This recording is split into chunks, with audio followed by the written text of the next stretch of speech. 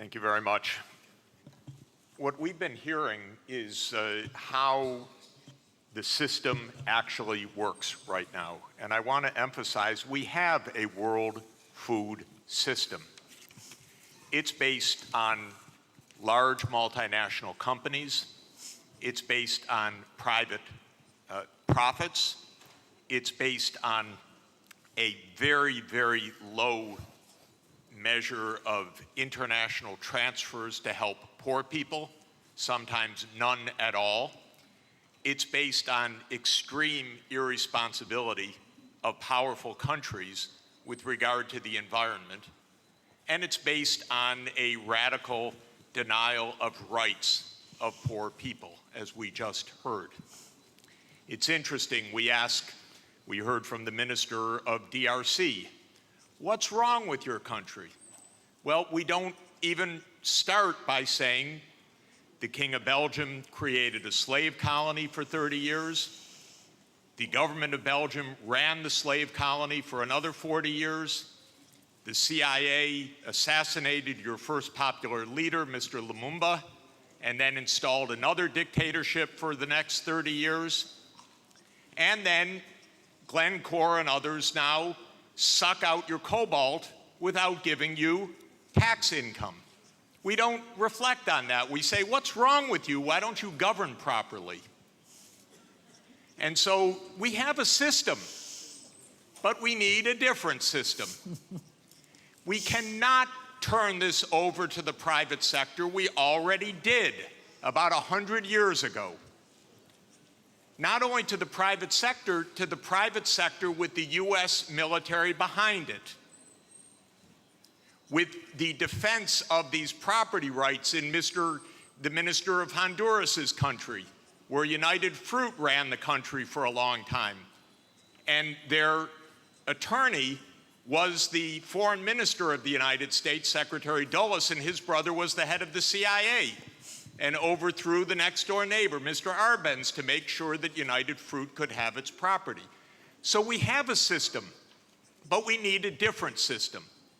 And the different system has to be based on principles of human dignity in the Universal Declaration, principles of sovereignty, principles of economic rights, because these are not nice things to do. In 1948, all the government said that food is a right, social protection is a right, not a nice thing, not a pleasant thing, a right.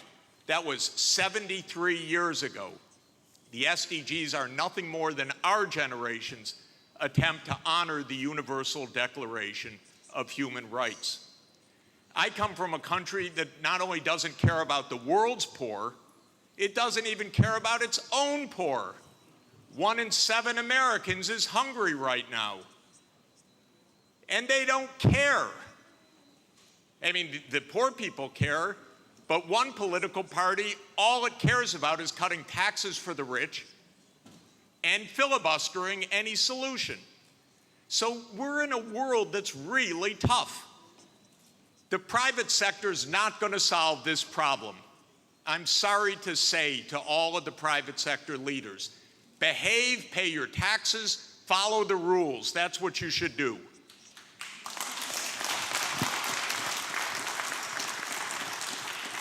And what the governments should do is the following.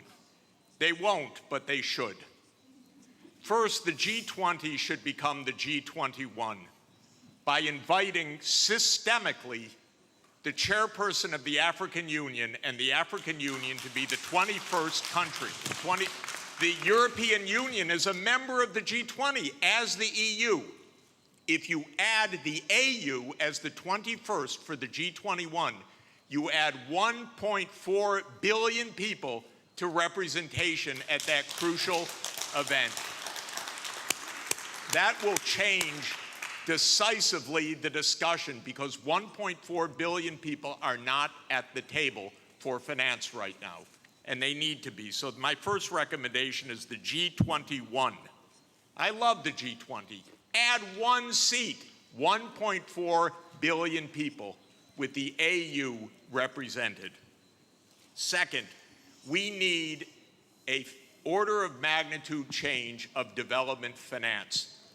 The rich countries just borrowed $17 trillion for COVID. The poor countries, nothing. Because the rich countries can borrow at 0, and the poor countries pay 5 or 10% coupon rates or have no access at all. So the world exposed its grotesque inequality this past year and a half. Rich countries didn't say, we tighten our belts, why don't you? My country spent $7 trillion of emergency funding, not one penny for anybody else, by the way. $7 trillion, it didn't even cross the imagination of the US Congress to include a few crumbs for the rest of the world. But the poor countries cannot borrow. That's what we should have heard from the World Bank. I didn't hear that from the World Bank. I didn't hear real numbers. Real numbers are in trillions right now because the world economy is $100 trillion a year. But we don't talk about real numbers. But my job, all I know in this world is long division. Divide by 100 trillion and then see whether you're talking about something real or not. So that's the second thing. We need massively to increase the lending and borrowing capacity of poor countries at near 0 interest rates like the rich countries have. Then they could get something done. By the way, for COVID vaccines, what we really need is for the United States to sit down with China, with Russia, with the European Union and the UK one day around the table and allocate these vaccines rather than hoarding them. That's all it would take. And then we're going to have national pathways. This is a wonderful idea, but they're going to need financing. And so everything that I've been saying, I know the numbers. That's all I do for 40 years is add up what's missing. You want electricity? It has to be purchased. You want digital access? It has to be purchased. You want safe water irrigation? It has to be purchased. This is what I do for a living, is add up these numbers and then find out that then somebody makes up something and names 1/100th of what's really needed. It's not even hard. By the way, the IMF has done wonderful studies in the last 2 years showing that we have a financing gap of about $400 to $500 billion a year for the basics for the SDGs. They show the gap, but nobody comes up with the number, the solution, which wouldn't be so hard because that's just not a big number. It's 0.5 of 1% of world output. So if we really care, we wouldn't have the G7 saying, we love education, therefore we're going to give $3 billion for education. That's what they said at the summit. But what UNESCO has shown is that you need at least $30 billion a year, minimum. But nobody looks at numbers. They just make up nice check the box. So we need the real numbers of finance to back the national pathways. The final thing is we need the UN as the core and central institution of this world, period. Because this is the only way we're going to have a civilized world, is a strong UN. And it cannot be that the whole UN budget is less than my neighborhood's budget in New York. The UN core budget this year is $3 billion.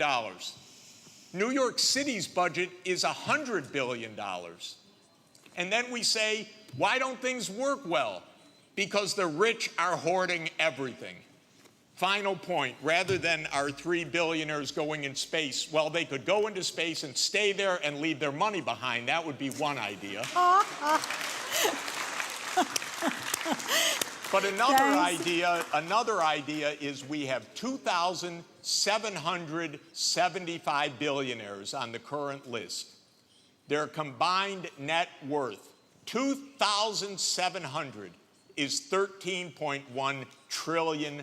Now, I have it on good authority, you don't need more than $1 billion to be comfortable.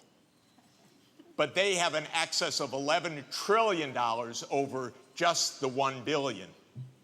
So we should be taxing that and having a civilized world. Thank you. Jeffrey Sachs.